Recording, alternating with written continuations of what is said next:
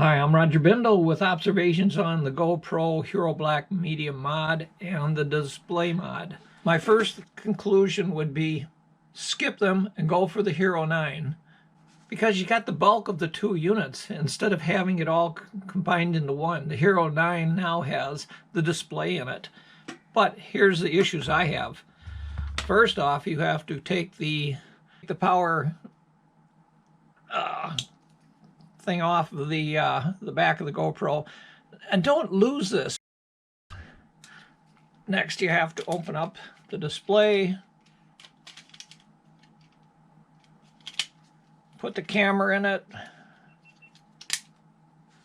make sure you got the latest firmware, and then mount the display panel, which plugs into the back fairly easily. Now, the reason I got these was because I wanted the mini jack for audio, which I really haven't used because I never trust that the plug is in there completely and there's no way to tell I get audio. And of course, the front-looking display. One of the issues I have with the front display is that it's high enough from the lens that at the focal range that you'll be looking at yourself about this close, you tend to look up at the display instead of looking down at the lens. And that looks odd on the camera. This is me looking into the lens. This is me looking up to the display mod.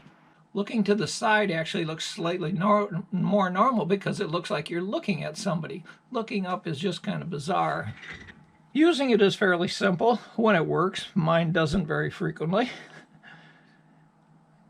You just turn it on and you've got a front display. Back goes off. Flick it again and you're back to the back display. Catch is, and a feature is, it flips down. Turn it on for the back display, and the catch is you get no touch functions. If you want the touch functions, you have to go back to this mode. One thing you want to be sure to do when you turn it off is to press it for a full 4 seconds so it goes off. If you just press it once, the display goes off, but the power to the unit hasn't actually gone off. So again, summarizing. The front display is nice, but I would not waste my money on it. I would get a Hero9. I've got $80 into the media case. I got another $80 into the display.